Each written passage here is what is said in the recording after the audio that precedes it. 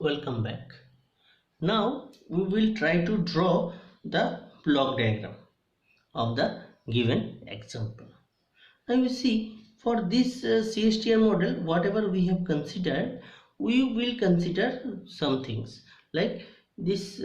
There are number of manipulated variable. So this manipulated variable 1 I am considering as like coolant flow rate. Like if I see consider it as FC, coolant flow rate, so I will consider FC is the manipulated variable 1, flow rate I am controlling, and the CV1 may be the this temperature. This CV1 may be the temperature of the reactor. This T may be the reactor temperature, may be the CV1,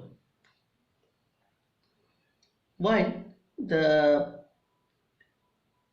MV2 manipulated variable 2 may be the flow rate of the reactant, that is this Fi. This is the reactant coming inside the system, and CV2 may be the CV2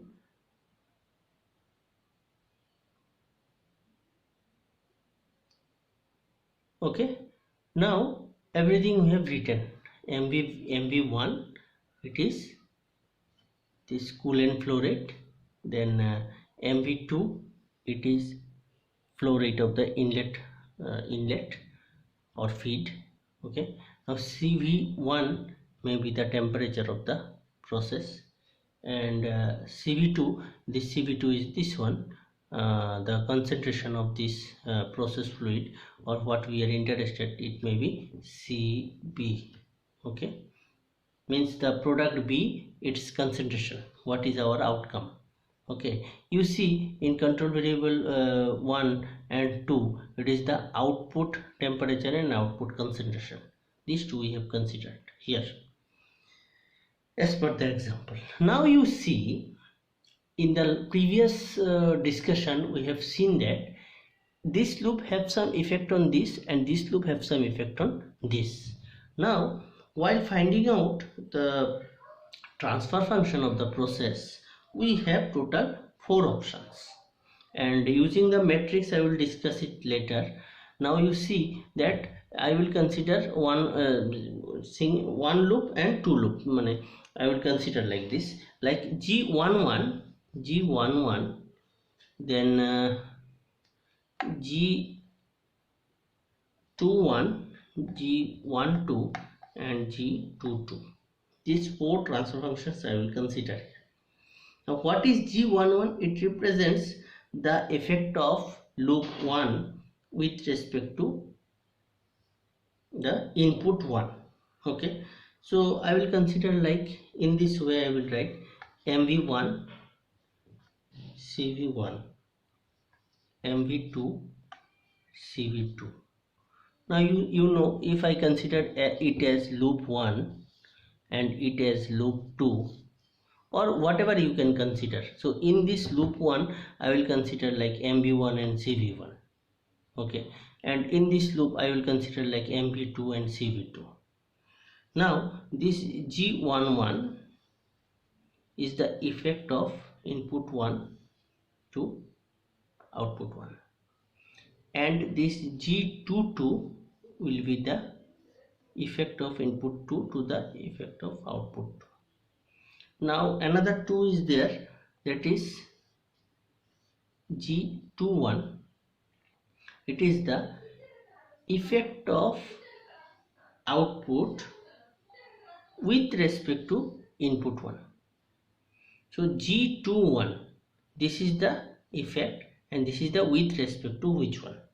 So effect of loop 2 CV2 with respect to input 1, and another is G12. This is the effect of this one, means 1 with respect to input 2, manipulated variable 2. Otherwise you can say like G11 represents the forward path dynamics. Okay, is the forward path dynamics. And this MV1 and this G11. Okay, now G22 describes the CV2 with respect to the change in MV2. Okay, in this way we will find out the transfer function. Now you see, in single loop system this G21 and G12 were absent. These two were absent in the single input single output system. There directly this manipulated variable will have the effect on the same control variable, same of the same loop, but this manipulated variable is having some effect in the second loop, and this is described by the G21.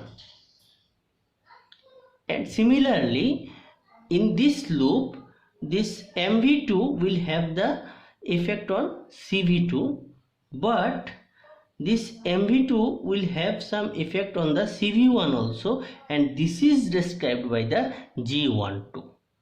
And these two transfer functions hence will be responsible for the loop interaction. So these two transfer functions is having the effect, or these are responsible for the loop interaction. Or you must not say responsible, that loop interaction is mathematically represented by these two transfer functions. Via this only these interactions will take place. Say if I consider it is for the temperature 1, anything you can consider, na? You are considering this as temperature, control CV2 as CB, you have considered, na? CB, okay, CV1 as T, in this way you have considered, okay, and MV1 is FC and MV2 is feed.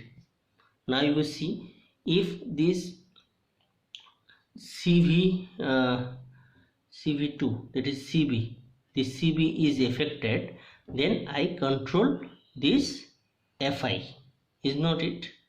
Now I will make some controller arrangement, and controller output will control the MV2. This is only one loop, whatever you have studied in normal control system. And here you see, if temperature is affected, if this is the output, then control variable is affected, then I will measure this temperature and one controller will be there, and according to the controller I will manipulate the MV1, that is FC. But this temperature will have effect on this CC also, this CB, as well as this CB will have, if CB is disturbed, then it will have some effect on TC. These two interactions will be represented by this G21 and G12. Okay, I think this concept is clear, and even if it is not cleared, in subsequent lectures while taking some other examples it will be cleared. Okay, thank you.